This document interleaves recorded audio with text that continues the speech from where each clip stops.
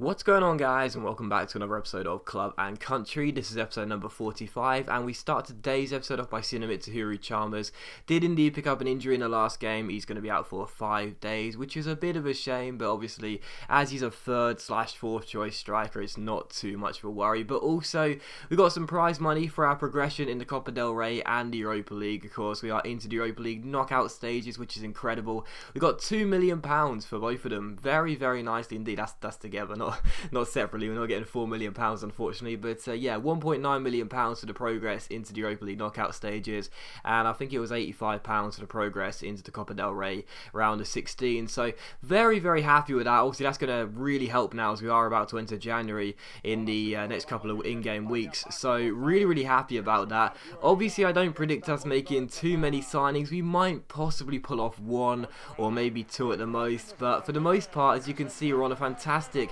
run in all competitions right now. We are unbeaten in, I can't even remember the amount of games. I don't even want to guess. It's a crazy amount of games regardless.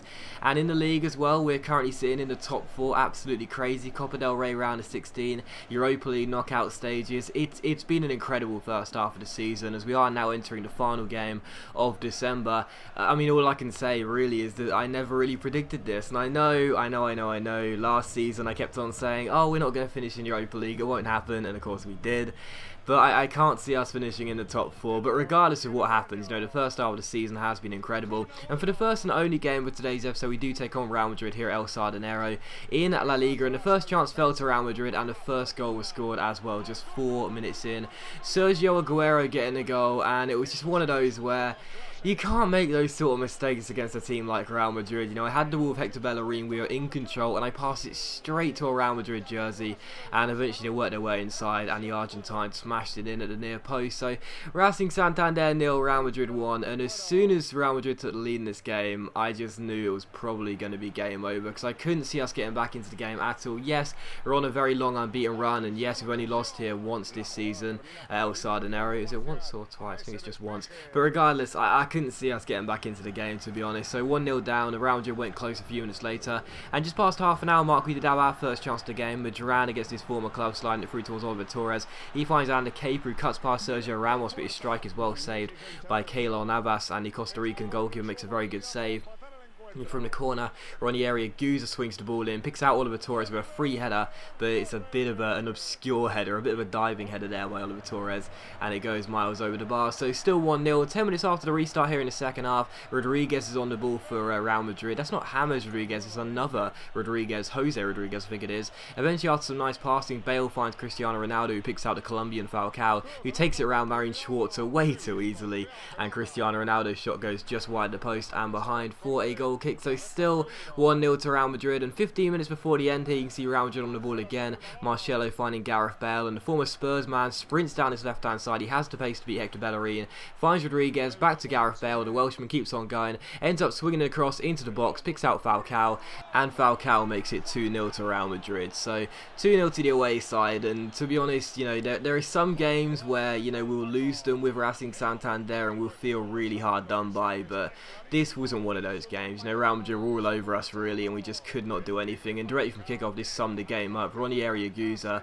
one of our best passers of the ball, someone who I give the ball to often in the centre of our park just to pass the ball around and retain possession. I tried to spread it out wide towards Hector Bellerin, and it went straight to a Real Madrid jersey, and from that they countered, and again it was the same result, across into Falcao, and the Colombian couldn't miss. So that was my fault for giving the ball away stupidly of Aguza, but regardless, just nothing really went right for us in this game, and it wasn't a case of some poor refereeing decisions or just a bit of bad luck really. It was the fact of the matter is that Real Madrid are a far superior side, and quite frankly we're nowhere near their level right now. So yeah, it's going to take a very, very long time before we do meet sort of get to the level that the teams like Real Madrid and Barcelona and teams like that are at in this division and in Europe in general.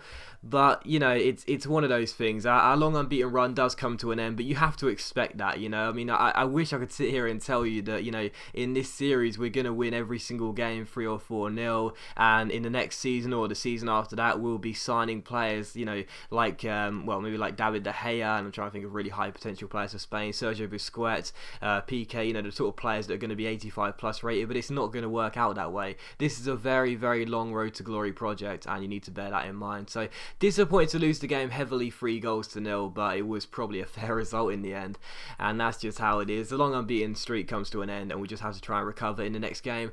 But following out, we had a scout report here. We signed one of these players, and we also signed another one as well. This guy, Martinez Felipe Depe, and we'll wait and see how they look after the first couple of months in our academy.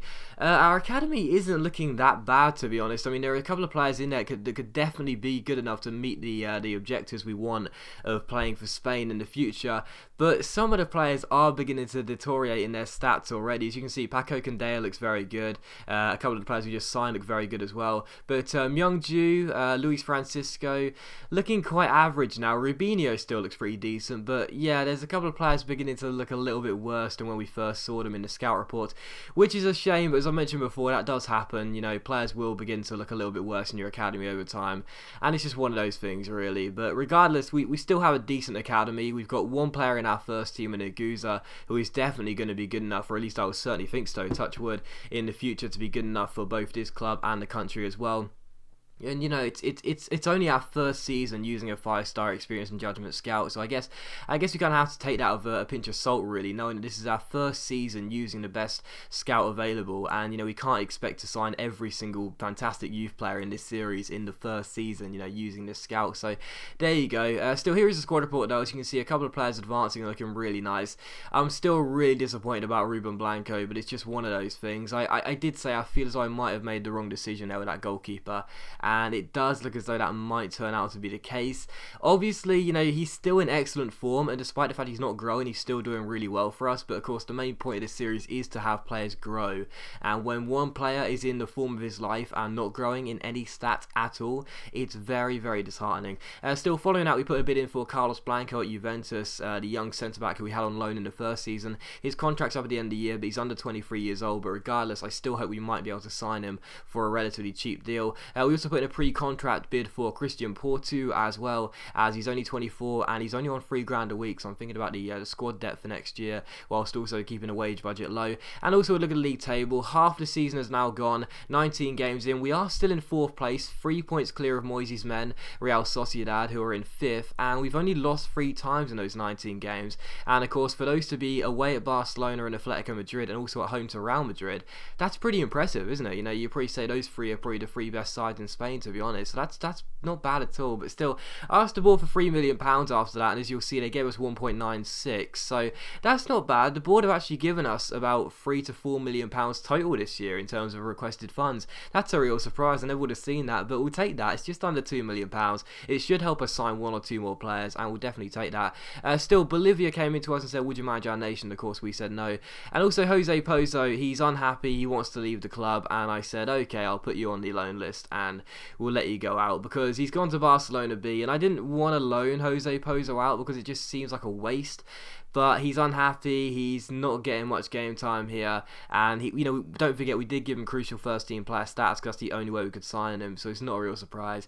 He can go on loan to Barcelona B in Liga Adelante, hopefully get some game time and come back a better player and a bit happier as well. Also, the free agents, a few people have asked me to check that. There's still only 2 Spanish players available, and they are both players who are in the 50s and the 40s for overall, so certainly not worth signing to our team. And also bids coming in for Ruben Blanco. What a surprise. The goalkeeper who's having an absolutely incredible season and still isn't growing is getting bids, because quite frankly everyone recognises, apart from EA, that his form is fantastic. So West Brom and Groningen come in, and we of course ask for lots and lots of money, which they're not going to say yes to. And also we put a bid in for Mamadou Tunkara. I asked Lazio what they wanted for the guy, and they said £1.8 million, and I was like, that's not too bad. I don't know what his overall is because we haven't had a scout report on him. I did have one at the start of the season though, and he was a 68 overall, so hopefully it'll be the same, and I wouldn't mind paying £1.8 million, but we'll see if we can get him on loan first, just to check and make sure he is going to be an okay signing for us, and we'll have to wait and see. Maybe a future fee could be arranged there, we'll have to wait and see. But also more bids for Ruben Blanco, not a real surprise, and also Christian Porto comes to us and says he will accept the pre-contract, which is great. So we've got a signing for next year in this guy. Nothing special, obviously, but a squad depth player on very low wages, and that's always handy to have. And also as well, Juventus said no to the deal for Carlos Blanco, the young centre-back, so we'll put in a new bid for him, probably £1 million, and we'll wait and see what they say, because I feel as though that's probably what we will have to pay. They asked for £1.8 million in the summer transfer window, so hopefully £1 million will be okay, and we'll wait and see what Juventus say. And that is going to end the episode, so as always guys, a big thank you for watching the video. I really do hope you have enjoyed it. If you have enjoyed today's episode, then please do leave a like, and I will see you for the next episode of Club and Country very soon.